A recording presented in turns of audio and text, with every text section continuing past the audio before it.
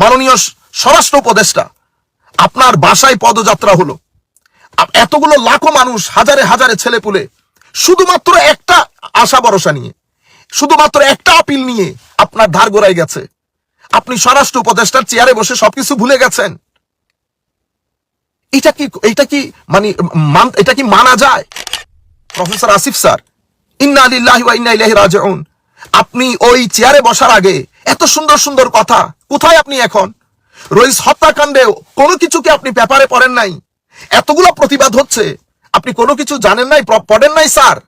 আপনি ওই পোস্টে যাওয়ার আগে আপনি মিলিয়ে দেখবেন, ঘরে আসে বসে চিন্তা করে দেখবেন, আপনি যেই কথাগুলো বলে ওই চেয়ারে বসেছেন, সেই কথাগুলো সেই চেয়ারের হক আদায় করছেন কিনা। মাননীয় বিদ্যালয়ে পড়তে হয়, রইসউদ্দিনকে নির্মমভাবে হত্যা করা হয়েছে। আমি আজীব লাগে, আমরা এখনো মানুষ রয়ে গেলাম। আপনারা যারা এই হত্যাকাণ্ডের সাথে জড়িত, এবং যেই পুলিশ পানি দিয়ে মুখ থেকে পানি নিয়ে ফেলেছে, তার কোনো পরিবার নাই। আমি বলছি, আমি সবার জন্য বলছি, আমি হেদায়েতের জন্য বলছি, আপনারা জিনিসগুলো নিয়ে চিন্তা করেন। হাইব্রিড রেজিম থেকে কি আমাদের আর আমরা কি মুক্তি পাবো না? হাইব্রিড রেজিম থেকে এভাবে চলতে থাকবে। গতকালকে দেখলাম পুলিশের সামনে, যেই সমস্ত চিত্রগুলো আমরা আগে দেখতাম, পুলিশের সামনে বেধড়ক পিটাচ্ছেন একজন প্যান্ট শার্ট পরা লোক, আর পুলিশের সাথে আরো কিছু 2-4 জন জনতা, ওনারা নাকি আম জনতা। ওনারা আম জনতা না, আরেকজন পুলিশ অফিসারের মুখে শুনতেছি যে সাধারণ মানুষ আমাদেরকে সহযোগিতা করছে। কে বলেছে আপনাদেরকে সাধারণ মানুষ সহযোগিতা করছে?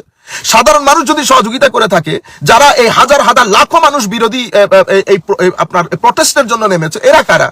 তো সাধারণ মানুষ তো সাধারণ মানুষ না, এগুলো প্রত্যেকেই কোনো না কোনো পলিটিক্যাল পার্টির সাথে জড়িত।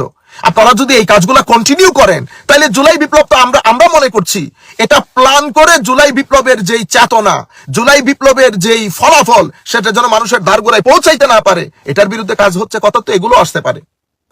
আমরা তো এই ঘটনা, ইতোপূর্বে বাংলাদেশে কেয়ারটেকার গভর্নমেন্ট ছিল, কেয়ারটেকার গভর্নমেন্টের সময় তো আমরা এই ঘটনাগুলো দেখি নাই। কিন্তু ইন্টারিম গভর্নমেন্ট, যাদের উপর এত আশা ভরসা, আমাদের মন্ত্রী প্রফেসর আসিফ স্যার, ইন্না লিল্লাহি ওয়া ইন্না ইলাইহি রাজিউন, আপনি ওই চেয়ারে বসার আগে এত সুন্দর সুন্দর কথা, কোথায় আপনি এখন?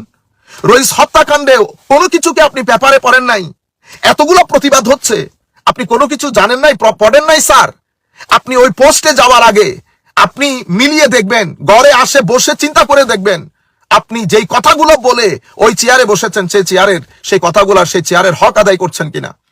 মাননীয় স্বরাষ্ট্র উপদেষ্টা, আপনার বাসায় পদযাত্রা হলো, এতগুলো লাখো মানুষ, হাজারে হাজারে ছেলেপুলে শুধুমাত্র একটা আশা ভরসা নিয়ে, শুধুমাত্র একটা আপিল নিয়ে আপনার ধার গোড়ায় গেছে।